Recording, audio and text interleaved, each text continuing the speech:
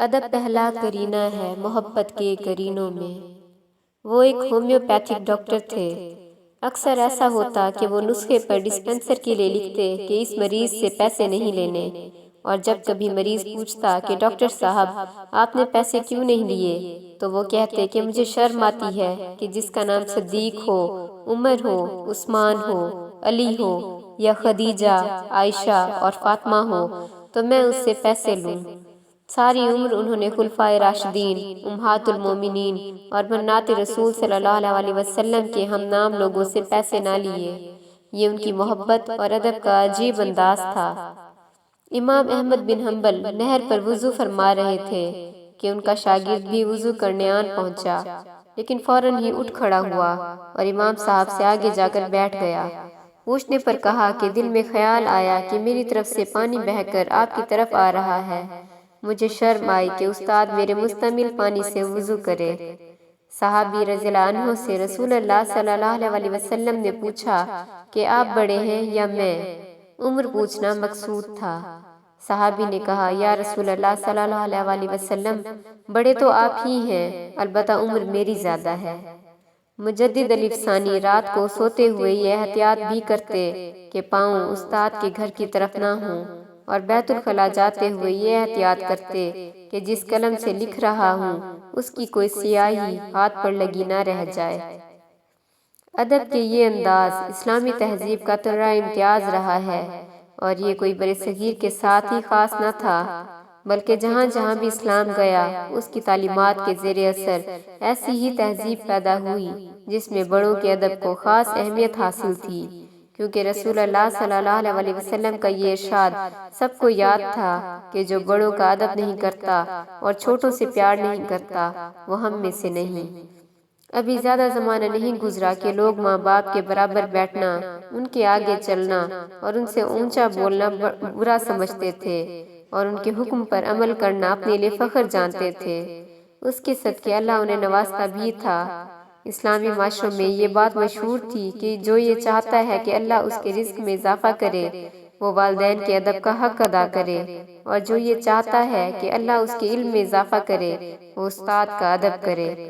ایک دوست کہتے ہیں کہ میں نے بڑی مشقت سے پیسہ اکٹھا کر کے پلاٹ لیا، تو والد صاحب نے کہا کہ بیٹا تمہارا فلاں بھائی کمزور ہے، یہ پلاٹ اگر تم اسے دے دو تو میں تمہیں دعائیں دوں گا، حالانکہ وہ بھائی والدین کا نافرمان تھا۔ اس نے کہا عقل نے تو بڑا سمجھایا کہ یہ کام کرنا حماقت ہے، مگر میں نے عقل سے کہا کہ اقبال نے کہا ہے اچھا ہے دل کے ساتھ رہے پاسبان عقل، لیکن کبھی کبھی اسے تنہا بھی چھوڑ دے۔ چنانچہ عقل کو تنہا چھوڑا اور وہ پلاٹ بھائی کو دے دیا۔ کہتے ہیں کہ والد صاحب بہت خوش ہوئے، اور انہی کی دعا کا صدقہ ہے کہ آج میرے کئی مکانات اور پلازے ہیں، جبکہ بھائی کا بس اسی پلاٹ پر ایک مکان ہے۔ اسی طرح راکم الحروف کو والدہ نے کہا کہ بیٹا تمہارا وراثت کا جو مکان ہے وہ اگر بڑے بھائی کو دے دو تو کتنا اچھا رہے، تمہیں اللہ خوب دے گا۔ راکم نے نہ ہیل کی نہ حجت، جھٹ پٹ وہ بھائی کے نام لکھ دیا۔ آج الحمدللہ ان کی دعا کا صدقہ ہے کہ اللہ نے واقعتاً خوب دیا۔ والدین کی طرح استاد کا ادب بھی اسلامی معاشروں کی ایک امتیازی خصوصیت تھی، اور اس کا تسلسل بھی صحابہ کے زمانے سے چلا آ رہا تھا۔ حضور صلی اللہ علیہ وسلم کے چچا کے بیٹے ابن عباس کسی صحابی سے کوئی حدیث حاصل کرنے جاتے تو جا کر اس کے دروازے پر بیٹھ رہتے۔ اس کا دروازہ کھٹکھٹانا بھی ادب کے خلاف سمجھتے، اور جب وہ صحابی خود ہی کسی کام سے باہر نکلتے تو ان سے حدیث پوچھتے، اور اس دوران سخت گرمی میں پسینہ بہتا رہتا، لو چلتی رہتی، اور یہ برداشت کرتے رہتے۔ وہ صحابی شرمندہ ہوتے اور کہتے کہ آپ تو رسول اللہ کے چچا کے بیٹے ہیں، آپ نے مجھے بلا لیا ہوتا۔ تو یہ کہتے کہ میں شاگرد بن کے آیا ہوں، آپ کا یہ حق تھا کہ میں آپ کا ادب کروں اور اپنے کام کے لیے آپ کو تنگ نہ کروں۔ کتنی ہی مدت ہمارے نظام تعلیم میں یہ رواج رہا، بلکہ اسلامی مدارس میں آج بھی ہے کہ ہر مضمون کے استاد کا ایک کمرہ ہوتا، وہ وہیں بیٹھتا اور شاگرد خود چل کر وہاں پڑھنے آتے، جبکہ اب شاگرد کلاسوں میں بیٹھے رہتے ہیں اور استاد سارا دن چل چل کر ان کے پاس جاتا ہے۔ مسلمان تہذیبوں میں یہ معاملہ صرف والدین اور استاد تک ہی محدود نہ تھا، بلکہ باقی رشتوں کے معاملے میں بھی ایسی ہی احتیاط کی جاتی تھی۔ وہاں چھوٹا چھوٹا تھا اور بڑا بڑا۔ چھوٹا عمر بڑھنے کے ساتھ بڑا نہیں بن جاتا تھا بلکہ چھوٹا ہی رہتا تھا۔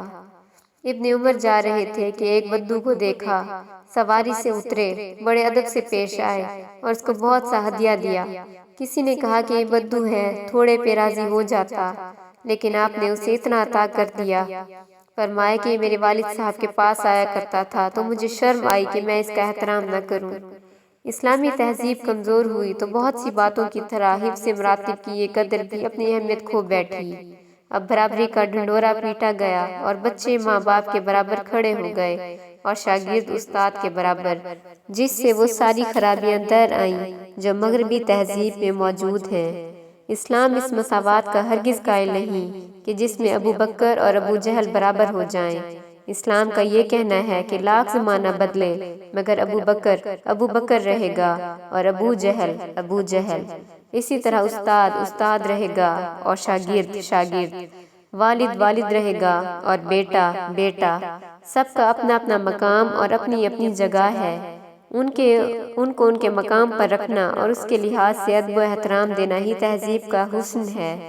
مغربی تہذیب کا مسلمان معاشروں پہ سب سے بڑا وار اسی راستے سے ہوا ہے جبکہ مسلمان عریانی اور فحاشی کو سمجھ رہے ہیں۔